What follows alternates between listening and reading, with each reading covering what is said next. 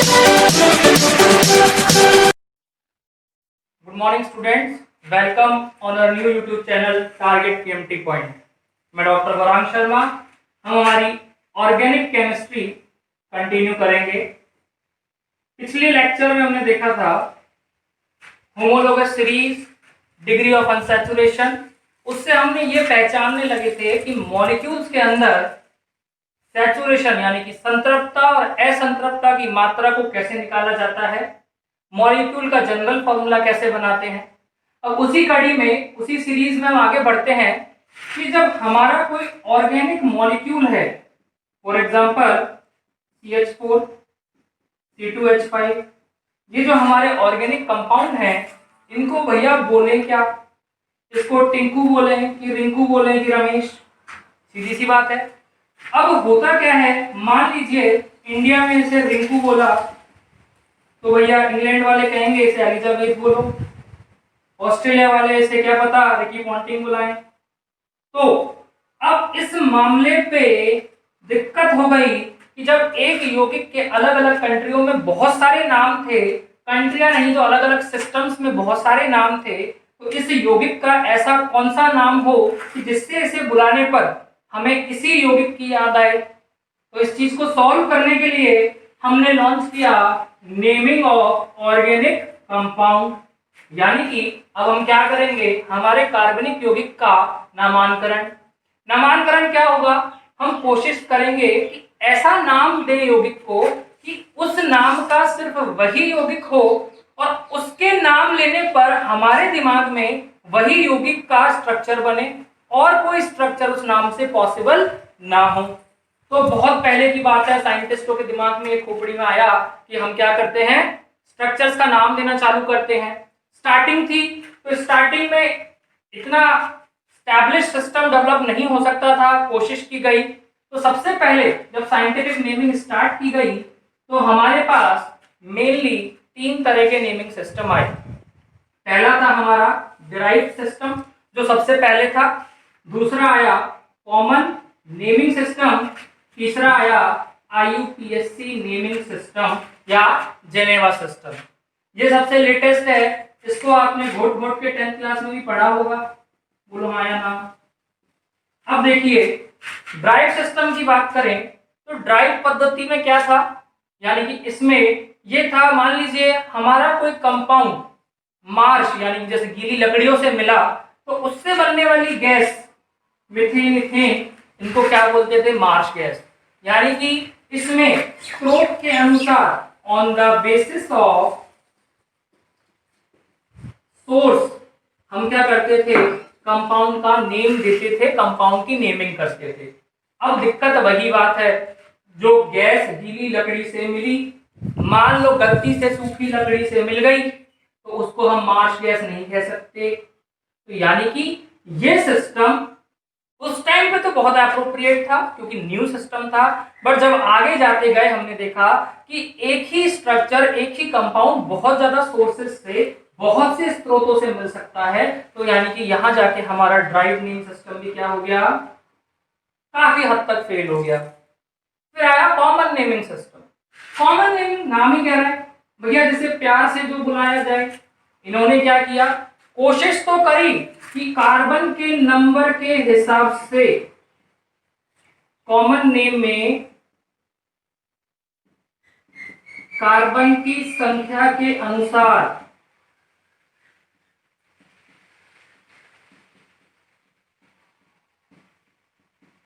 इन्होंने नाम देने की कोशिश की, पर हुआ क्या, इस सिस्टम में इन्होंने 5 से 6 कार्बन तक की लिमिट रखी थी। इन्हें लगा कि सारे कार्बन के यौगिक 5 कार्बन या 6 कार्बन से बनके मिलते हैं, पर जाके इन्होंने आगे जाके देखा कि यहाँ तो कार्बन की चेन करोड़ों में भी हो सकती है, लाखों में भी हो सकती है। जैसे हमारे पेट्रोलियम प्रोडक्ट्स होते हैं, पेट्रोल होता है जिसके अंदर अनसैचुरेटेड चेन होती है कार्बन की, कितनी, 1000, 2000 कार्बन लंबी। तो कॉमन नेम कहां फंसा कि ज्यादा कार्बन की चेन और वैरायटी ऑफ क्रियात्मक समूह, फंक्शनल ग्रुप आते ही कॉमन नेम फेल होने लगा। तो फाइनली फिर साइंटिफिक तरीके से रूल रेगुलेशन बना के जिनेवा कहां पर है भैया? जिनेवा ब्राजील में है क्या? जिनेवा में एक कमेटी बनी जहां सारे केमिस्ट्री वाले साइंटिस्ट जुटे, उन्होंने रूल एंड रेगुलेशन बनाए और हर रूल रेगुलेशन ऐसे बनाया कि उसमें एक्सेप्शन ना आ सके। वो जो रूल एक कार्बन के लिए फिक्स है वो सभी कार्बनों पे लगे और ऐसे रूल बनाए गए कि दुनिया में मिलने वाले सभी कार्बन के यौगिक एक एक, कहीं एक कार्बन से लेके 2.5 लाख कार्बन, करोड़ कार्बन तक भी नाम दें तो कोई एक्सेप्शन ना आए, हम सभी कार्बन के नाम एक्यूरेट दे सकें। तो इसके लिए हमारे पास most advance and accurate system जो है, जो हम आज पढ़ने वाले हैं, जो हमारे नीट पॉइंट ऑफ व्यू से, यानी कि नीट एग्जाम के पॉइंट ऑफ व्यू से बहुत इंपॉर्टेंट है, क्योंकि इससे 1 से 2 क्वेश्चन कभी कभी पेपर में आते हैं। एक तो मान ही लीजिए अगर डायरेक्ट क्वेश्चन नहीं आएगा तो वो इनडायरेक्ट क्वेश्चन पूछेगा रिएक्शन में कि भैया फलाना नाम का यौगिक है, उसकी रिएक्शन क्या है। अगर नाम लिखना नहीं आता तो रिएक्शन याद करने का कोई मतलब नहीं होगा। तो यानी कि अब हमें आईयूपीएससी यानी कि जिनेवा सिस्टम देखना है, जिसमें हम इस तरह से रूल्स को पढ़ेंगे कि हमें कोई एक्सेप्शन ना हो। अब देखो आईयूपीएससी पढ़ने के भी 2 तरीके हैं कि एक मैं आपके 100 पन्ने भरवा दूं और 100 पन्ने बाद भी मैं ये कह दूं कि भैया 2-3 मॉलिक्यूल में एक्सेप्शन आ सकता है। और अभी मैंने कहा कि आईयूपीएससी सिस्टम वो सिस्टम है जिसमें कोई एक्सेप्शन नहीं आता। तो अब हमें जो हमारा मोस्ट एक्यूरेट सिस्टम है आईयूपीएससी सिस्टम, इसको डिटेल में पढ़ना पड़ेगा, क्योंकि हमारी 12th की एनसीईआरटी में हर चैप्टर से पहले कम से कम 3 एक्सरसाइजेज इसकी दी हुई है और 11th की एनसीईआरटी में पूरा एक चैप्टर सिर्फ आईयूपीएससी नेमिंग को समझाने में खर्च किया हुआ है। तो हमारे बोर्ड पॉइंट ऑफ व्यू से भी ये बहुत इंपॉर्टेंट है, क्योंकि बोर्ड में भी 3 से 4 नंबर का क्वेश्चन करीबन आईयूपीएससी से आता है और 11th के हिसाब से जो हमारा ये पूरा चैप्टर बनता है हमें इसको रीड करना पड़ेगा। तो अब हम चालू करते हैं हमारा आईयूपीएससी या जेनेवा सिस्टम। देखो हमें आईयूपीएससी इस तरह से पढ़नी है कि ज्यादा पन्ने ना खगालने पड़े और ना ही कोई 1000-2000 एग्जाम्पल सॉल्व करने पड़े। इस तरह से पढ़ेंगे कि हम नीट के हिसाब से 4 ऑप्शन हटा के अपना सही आंसर मात्र 30 सेकंड में निकाल सके, क्योंकि हमें हर क्वेश्चन सॉल्व करने का कितना मिलता है? 30 से 45 सेकंड। तो शॉर्ट और बिल्कुल छोटी आईयूपीएससी पढ़ने की कोशिश हम यहाँ पे करेंगे। तो अगर हम हेडिंग डालते हैं हमारी आईयूपीएससी नॉमेनक्लेचर, आईयूपीएससी सिस्टम, जिन्हें मैं दिया था आईयूपीएससी की फुल फॉर्म क्या होती है? International union of pure and applied chemistry. ये कभी भी किसी एग्जाम में क्वेश्चन नहीं आएगा कि भैया आईयूपीएससी की फुल फॉर्म बता दो, ठीक है, क्योंकि आप 10वीं का एग्जाम तो अब दे नहीं रहे हो, बच्चे तो रहे नहीं हो। अब हमें इसमें ये पढ़ना पड़ेगा कि आईयूपीएससी सिस्टम में हम मेनली क्या पढ़ते हैं। आईयूपीएससी सिस्टम में किसी भी नाम को 3 हिस्सों में तोड़ा जाता है, यानी कि आप किसी भी यौगिक का नाम टोटल 3 हिस्सों में लिखोगे। वो 3 हिस्से कौन कौन से होंगे? जो नाम से पहले लगे प्रफिक्स, जैसे जिसे आप कहते हो पूर्व लगन, उपसर्ग प्रत्यय भी पढ़ते होगे, प्रत्यय भी कह सकते हो, प्लस रूट नेम आपका मुख्य नाम, प्लस सफिक्स। सफिक्स क्या हो गया आपका? अनुलगन, यानी कि उपसर्ग। अब देखो क्या क्या है, prefix, root name, suffix. Prefix क्या होगा? नाम से पहले लगेगा और इसे भी हम 2 हिस्सों में बांट सकते हैं। एक तो होता है प्रफिक्स फर्स्ट और एक होता है प्रफिक्स सेकंड। कैसे? प्रफिक्स फर्स्ट क्या होगा भाई?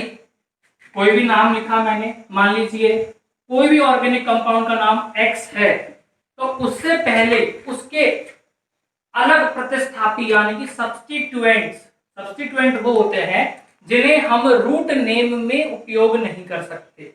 अभी एग्जांपल देखेंगे जब समझ में आएगा। तो प्रफिक्स हम लिखते हैं सब्स्टिट्यूएंट के लिए,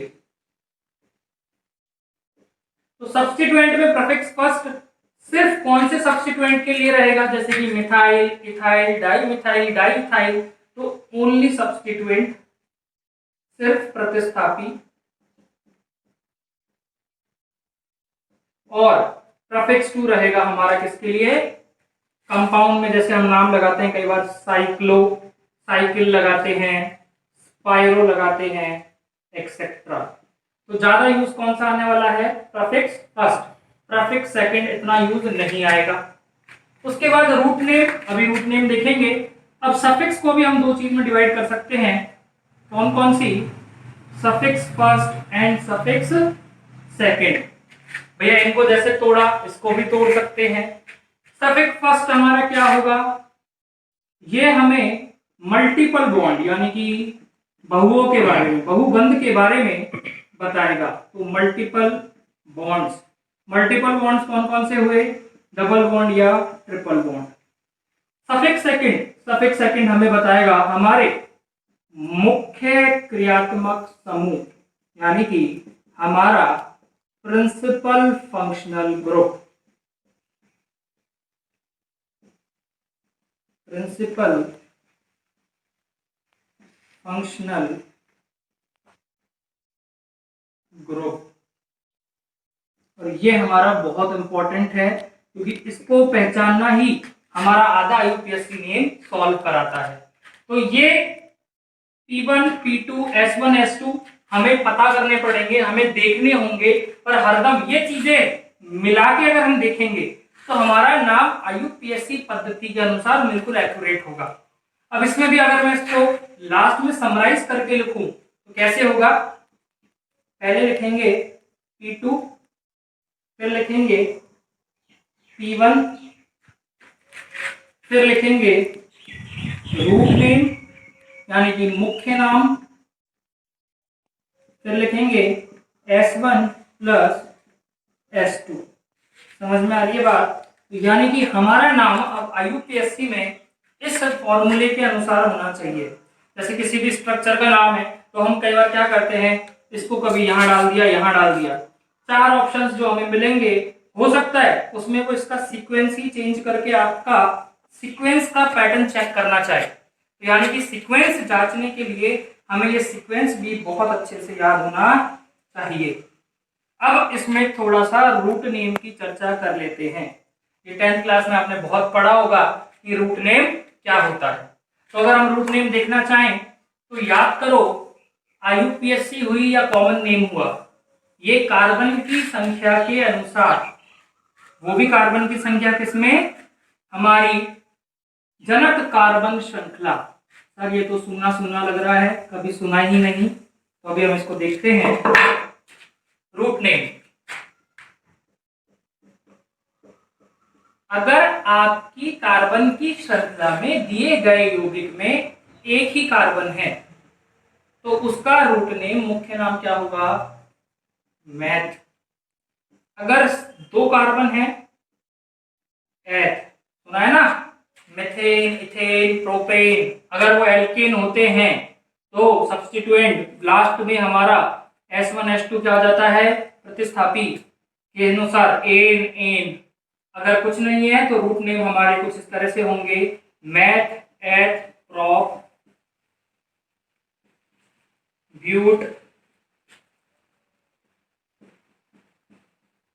पेंट, हेक्स, हैप, ऑक, नॉन और डेक। अगर यही हमारे एल्केन होता तो इसका नाम होता methane, ethane, propane, butane, pentane, hexane, heptane, octane, nonane और डेकेन। तो अब ये डिपेंड करेगा कि आगे समूह हमारा क्या है।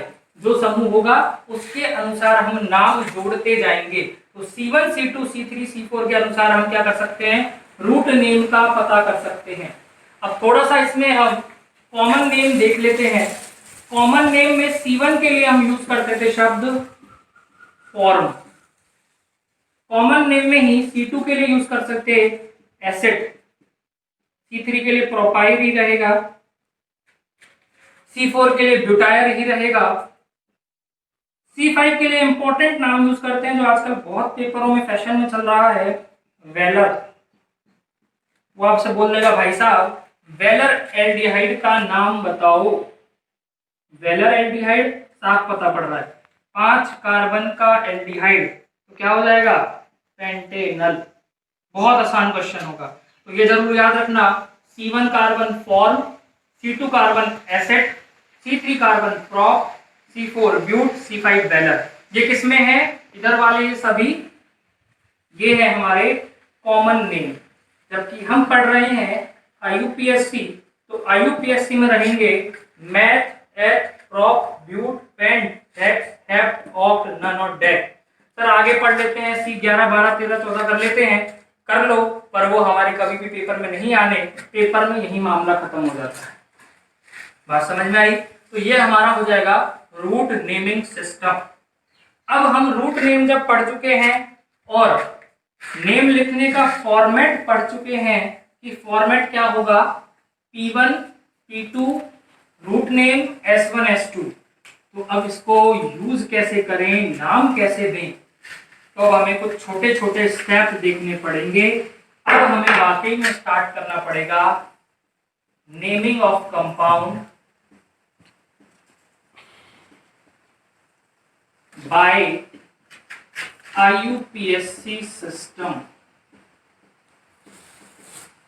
और इसमें जो सबसे पहला हमारा स्टेप रहेगा और जो सबसे इंपॉर्टेंट है, मुख्य क्रियात्मक समूह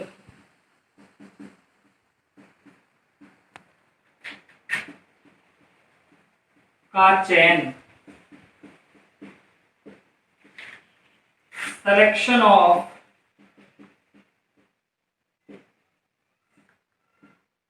प्रिंसिपल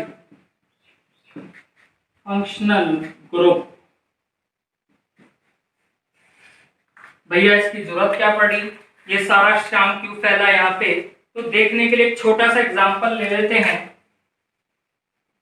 मान लीजिए आपने एक लिया डकोला यानी कि बीकर, बीकर में पानी पड़ा हुआ था, कुछ भी ना दिया जाए तो क्या मानते हैं, पानी। क्यों, इसे कहते हैं हम यूनिवर्सल सॉल्वेंट, यानी कि कभी भी ना बोला जाए किसमें मिलाया तो समझ लो भगवान का दिया हुआ फ्री का पानी, तो यूनिवर्सल सॉल्वेंट।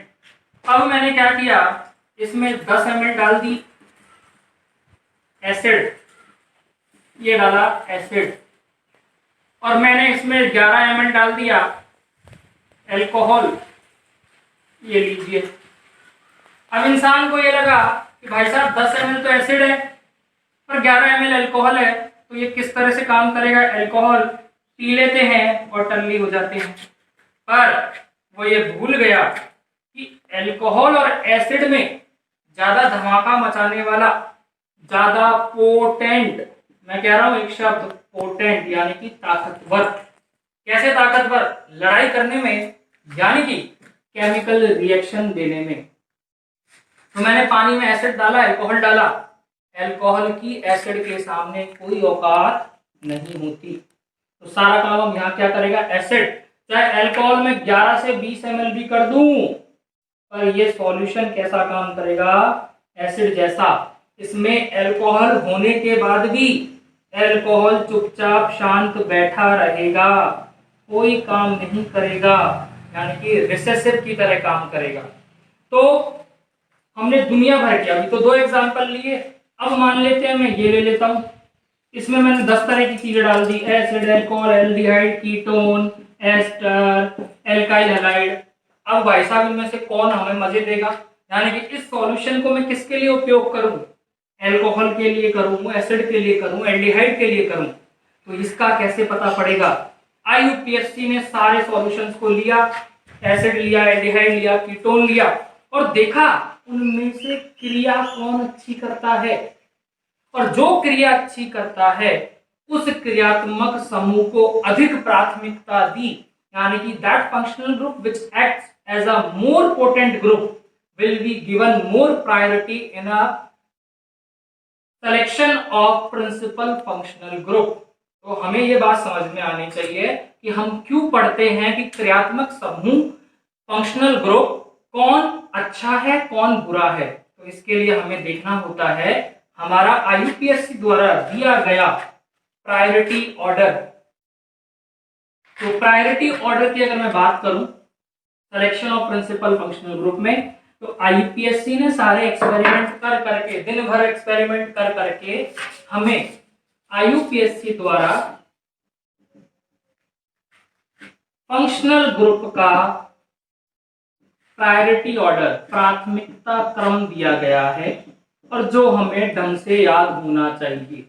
ये आगे भी काम आएगा रिएक्शंस में, यानी कि प्रायोरिटी ऑर्डर।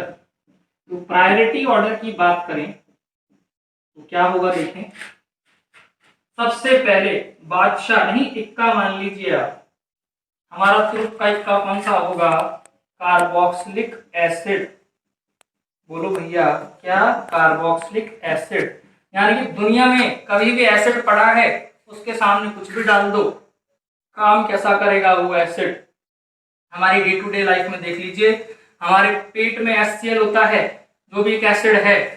हम दिन भर क्या क्या चरते रहते हैं, दिन भर क्या क्या खाते रहते हैं, अल्कोहल जाता है, एस्टर जाता है, एल्डिहाइड जाता है, कीटोन जाता है, पर पेट का पीएच हरदम एसिडिक रहता है और पेट में हरदम एसिड रहता है, क्योंकि ये क्या है?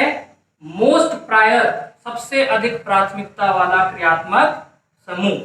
तो कार्बोक्सिलिक एसिड अगर मैं बनाना चाहूं तो क्या ये हमारा एक एसिड होगा? एसिड क्या होता है जिसमें ये हमारा कार्बोक्सिलिक एसिड सबसे ज्यादा प्रायोरिटी का रहेगा।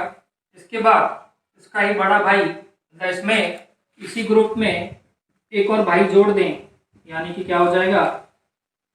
एस्टर। Carboxylic acid, ester.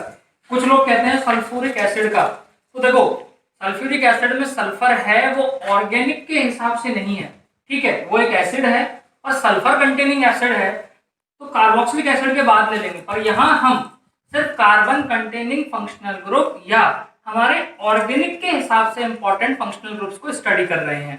तो तीसरा हमारा क्या हो जाएगा?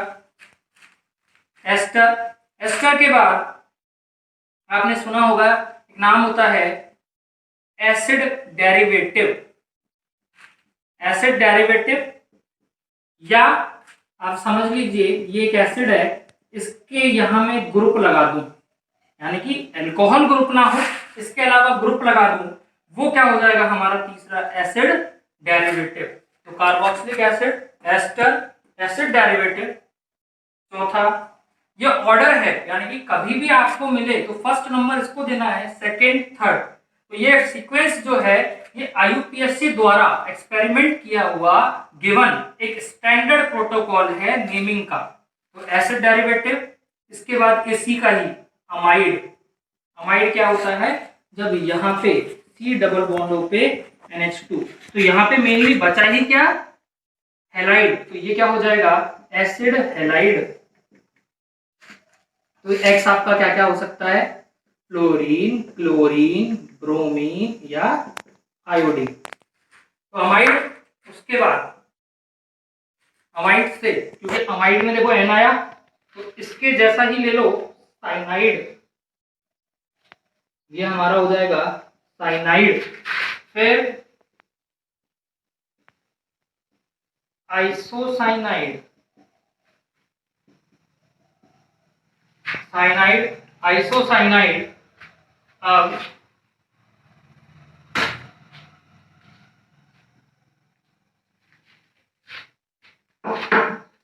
7 नंबर पे हमारा एल्डिहाइड। एल्डिहाइड क्या होता है? जिसमें C डबल बॉन्ड ग्रुप पे H जुड़ा हो। कीटोन, जिसमें दोनों वैलेंसी खाली हो। जो ग्रुप जिसमें एक से ज्यादा खाली वैलेंसी हो, इसे कहते हैं पॉलीवैलेंट, बहुसंयोजक, पॉलीवैलेंट फंक्शनल ग्रुप, बहुसंयोजक क्रियात्मक समूह। इसके बाद एल्डिहाइड, कीटोन। अब आएगा आपका एल्कोहल, थायो अल्कोहल।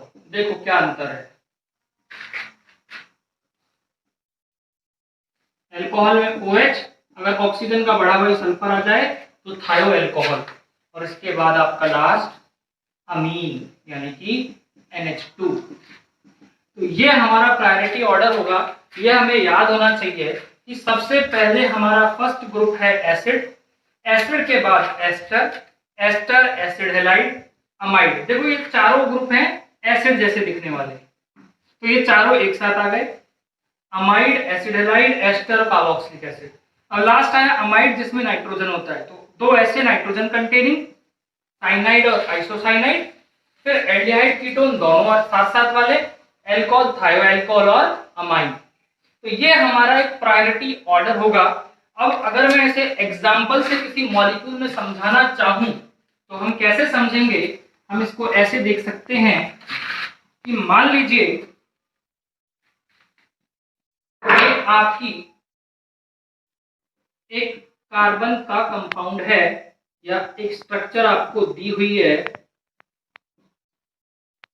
ये वाला। अब देखिए इस चेन में कोई भी फंक्शनल ग्रुप नहीं है, सिर्फ कौन सा है? एसिड। तो यहां से मैं एक बात कह सकता हूं कि यदि ओनली वन फंक्शनल ग्रुप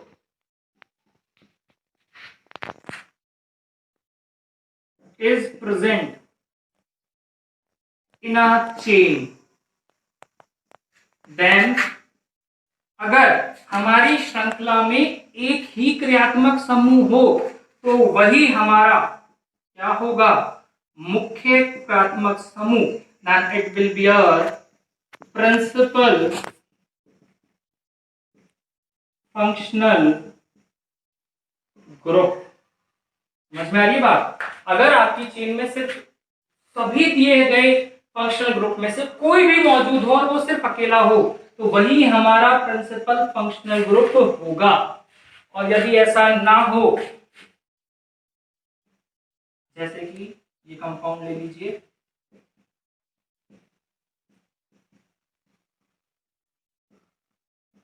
ये अब इसमें हमारे को दिख रहा है इस चेन के अंदर एक तो फंक्शनल ग्रुप हमारा ये रहा और एक ये रहा।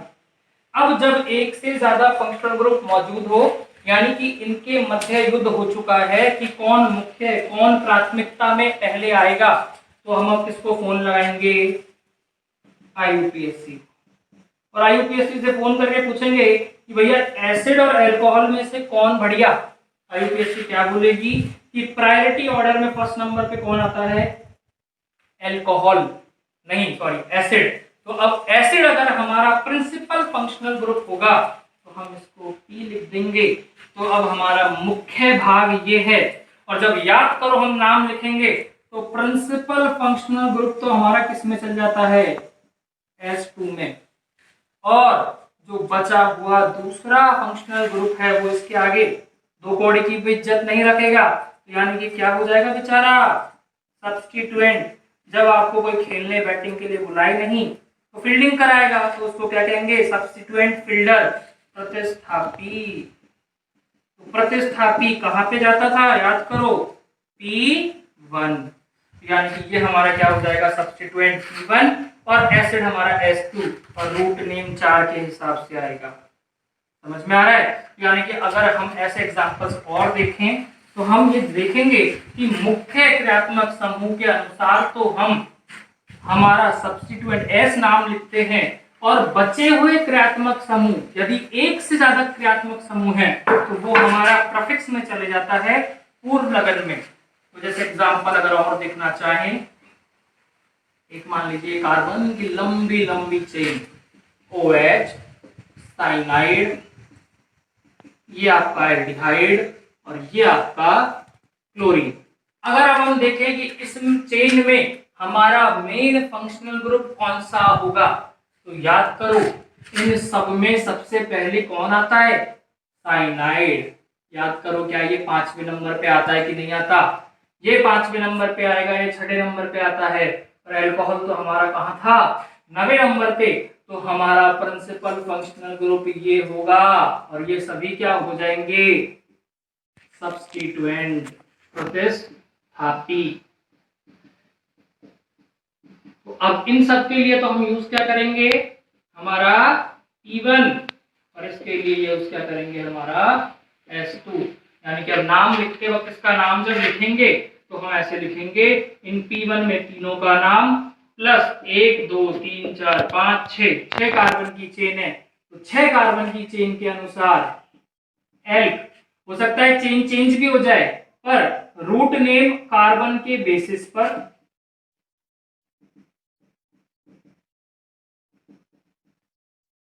प्लस हमारा फंक्शनल ग्रुप S2। तो इस तरीके से हम आगे नेमिंग सीखेंगे। अभी हमने सिर्फ यही देखा कि हम प्रिंसिपल फंक्शनल ग्रुप का चेन कैसे करते हैं।